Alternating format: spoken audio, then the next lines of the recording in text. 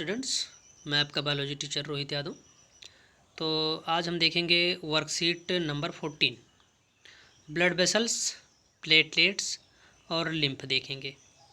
Blood vessels क्या है? The tube in which flow of blood is known as blood vessels. दो type की होती हैं, आर्टरी और वेन। आर्टरी वेन क्या है?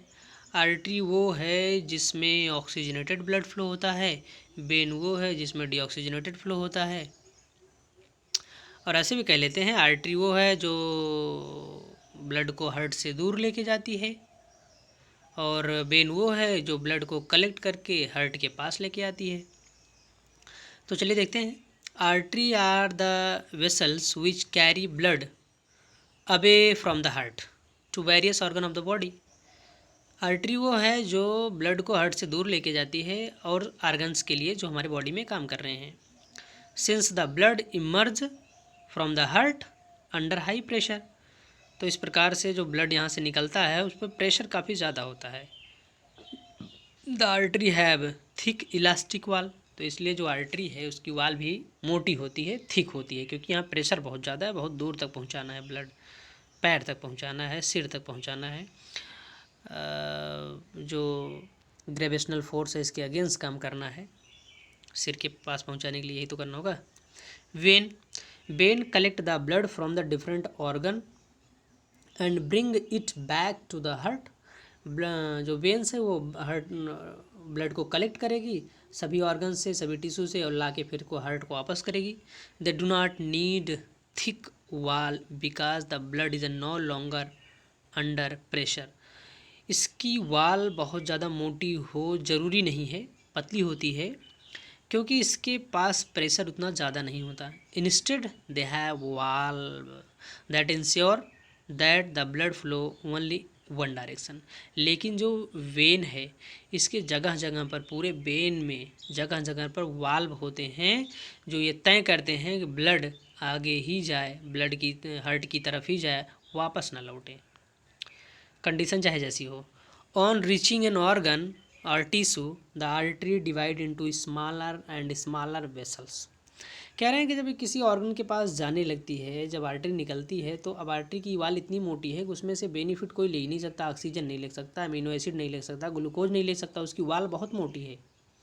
तो वो डिवाइड होती रहती, डिवाइड होती रहती, डिवाइड होती रहती, और डिवाइड होते होते इतनी पतली हो जाती है, इतनी पतली हो जाती है कि उसकी वाल सिर्फ एक सेल के लेयर से बना होता है।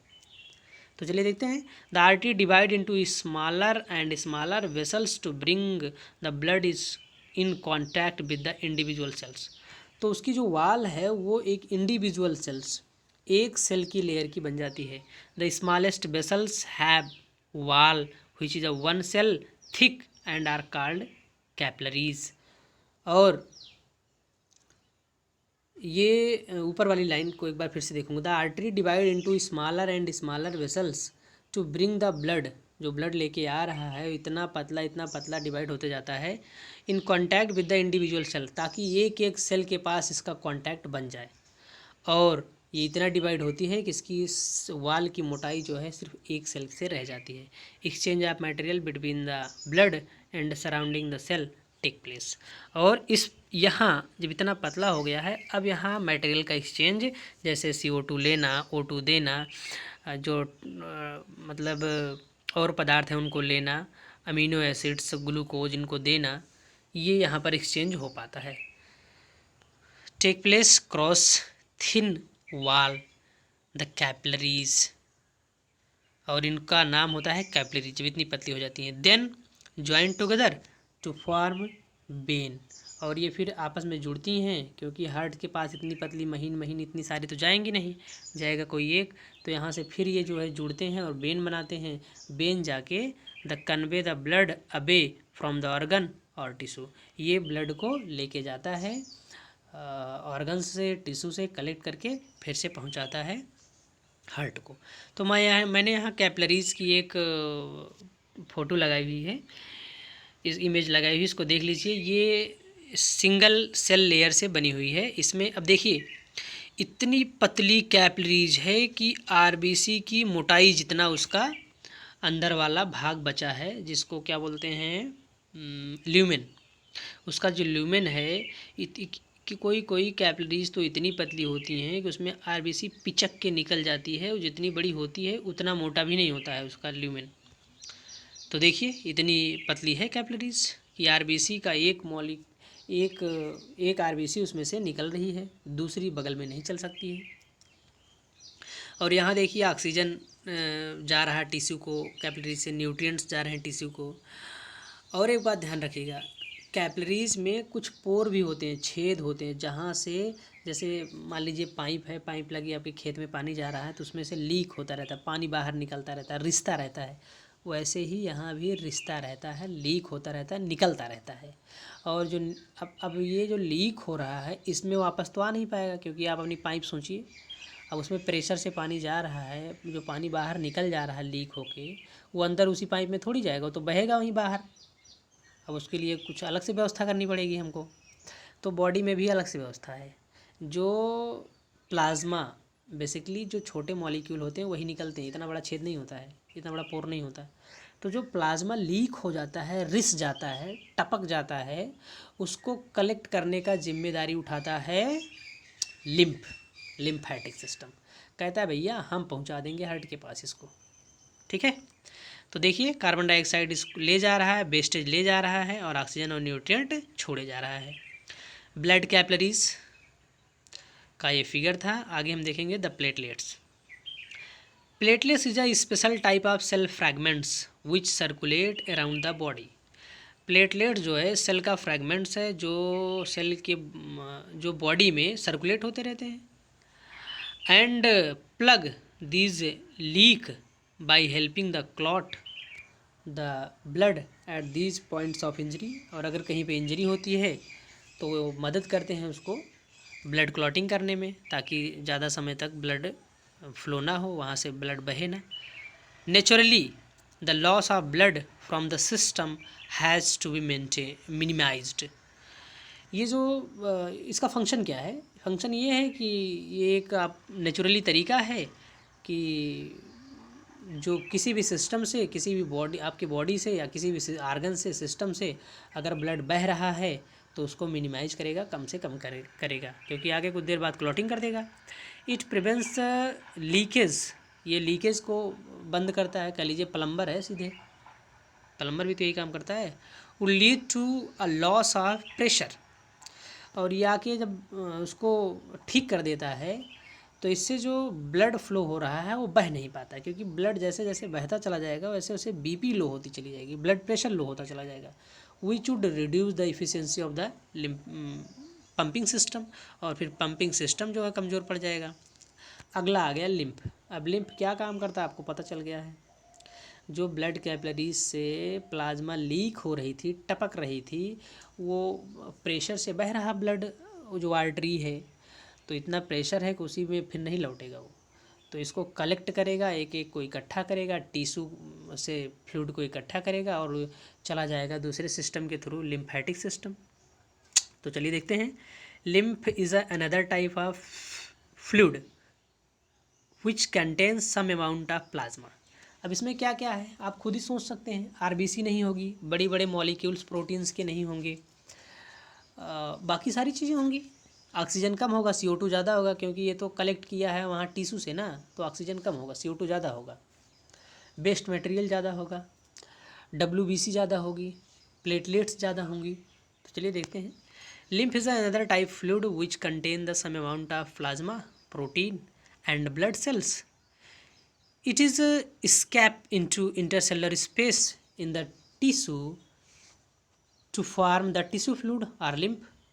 और ये इकट्ठा किए जाते हैं इंटरसेलुलर स्पेस से, जो सेल्स के बीच में स्पेसेस होते हैं, और इसको आप टिश्यू फ्लूइड भी कह सकते हैं या लिम्फ कह सकते हैं, क्योंकि टिश्यू के पास पास से इकट्ठा किया गया है। इन्वॉल्व इन ट्रांसपोर्टेशन, और ये भी जो है ट्रांसपोर्टेशन में इन्वॉल्व होते हैं। This is called lymph or tissue fluid, tissue fluid कह लीजिए या लिम्फ कह लीजिए। थ्रो द पोर, अब कहाँ से ये निकला है ये भी दिखा दिया गया है बुक में। Through the pore present in the wall of capillaries, जो ब्लड कैपिलरीज की वॉल में पोर प्रेजेंट हैं, some amount of plasma, protein and blood cells escape into tissue, और कुछ अमाउंट्स में वो निकलते रहते हैं, रिसते रहते हैं टिश्यू में, उसी पोर्स से ब्लड कैपिलरीज में जब ब्लड फ्लो हो रहा होता है। It is similar to the plasma of blood but colourless. कह रहे हैं ये जो है ब्लड का जो प्लाज्मा है उसके सिमिलर है, क्योंकि वही तो है, टपका हुआ है। एंड कंटेन लेस प्रोटीन, और उसमें प्रोटीन्स कम है, क्योंकि प्रोटीन्स के मॉलिक्यूल बड़े होते हैं तो उस पोर से नहीं आ पाते हैं। Lymph drain into lymphatic capillaries, lymph को इकट्ठा किया जाता है लिम्फेटिक कैपिलरीज में from the intercellular space, intercellular space से पकड़ पकड़ के एक एक को इकट्ठा किया जाता है। We join to form large lymph, और जो लिम्फ की फिर ये पतली पतली लिम्फ की जो कैपिलरीज हैं इकट्ठा होंगी और ये बनाएंगी एक मोटी सी लिम्फ वेसल्स। दैट फाइनली, और ये कहाँ ले जाके उड़ेलेगी अपना प्रोडक्ट, ये जाके उड़ेलती है हार्ट के पास बेनकावा में, फिर उसी ब्लड में डाल देती है, नहीं तो कहाँ इकट्ठा करेगी भैया। That finally open into large when, फिर इसको ले जाके ये वेन में इकट्ठा कर देती है, हार्ट के पास उड़ेल देती है। Lymph carry digested and absorbed fat from intestine, और लिम्फ जो है ये कैरी करता है डाइजेस्टेड फैट, कहाँ ध्यान करिए, इंटेस्टाइन में।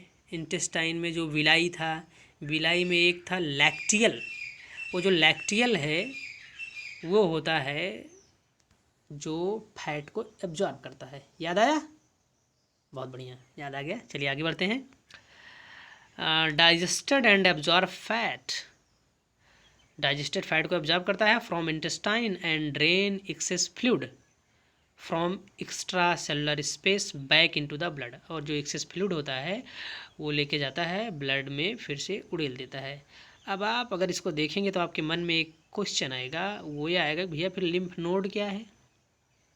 तो चलिए बता ही देते हैं लिम्फ नोड क्या है। लिम्फ नोड जो है एक प्रकार का कह लीजिए भैया, ये जंक्शन है जहाँ पे लिम्फ्स की कई ब्रांचेज आके मिलती हैं, और यहाँ पर होती है ट्रेनिंग। किसकी ट्रेनिंग होती है? एक प्रकार का कह लीजिए चेक पोस्ट है। चेक पोस्ट जानते हैं ना, जैसे आप रोड पे जा रहे हैं तो चेक पोस्ट लगा होता है, गाड़ियों की चेकिंग होती है, एक एक गाड़ी रोकेंगे, खोलेंगे, चेक करेंगे कोई ऐसा सामान तो नहीं जिससे समाज को नुकसान पहुंचाया जा सके। तो जब लिम्फ जाता रहता है तो वहाँ पे बहुत सारे छननियाँ लगी होती हैं। एक प्रकार से WBC काम करता है, और क्या काम करता है, वो उसको चेक करता रहता है कि ये जो फ्लूइड आ रहा है इसमें कोई बैक्टीरिया, कोई वायरस, ऐसा कुछ तो नहीं है, और चेक करने के बाद उसको भेजता रहता है। अगर ऐसा कुछ है तो वो क्या काम करते हैं, जैसे मान लीजिए किसी क्षेत्र में कोई आतंकवादी आ गया, तो सबसे पहले क्या करते हैं, वहाँ बहुत सारे जो BSF के जवान हैं, फौजी हैं, उनको बुला लिया जाएगा, पुलिस को बुला लिया जाएगा, वो लोग इकट्ठा हो जाएंगे। तो हमारी बॉडी में तो ऐसा ये सब काम कौन करता है? WBC। तो WBC बॉडी से बहुत सारी क्योंकि मैसेज कन्वे कर दिया जाएगा थ्रू द लिम्फ, तो जब मैसेज मिलेगा तो ये जो है WBC आके उस लिम्फ नोड में इकट्ठा हो जाएगी, लिम्फ नोड में इकट्ठा हो जाएगी, और वो जब लिम्फ नोड में इकट्ठा हो जाएगी तो वो लिम्फ बड़ा हो जाएगा, थोड़ा सा स्वेलिंग कर जाएगा।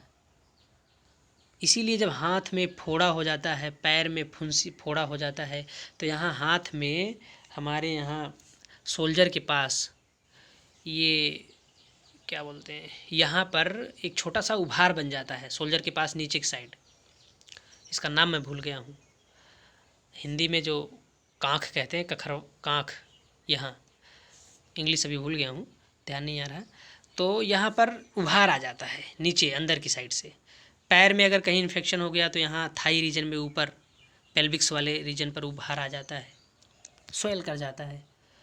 यहाँ जो नीचे वाला जबड़ा है, इसके नीचे कभी कभी यहाँ गोला जैसा दिखने लगता है, वो लिम्फ में जो है इन्फेक्शन अगर कोई आ गया तो वो बड़ा हो जाता है साइज़ में, क्योंकि वहाँ WBC बहुत ज़्यादा आ गई हैं।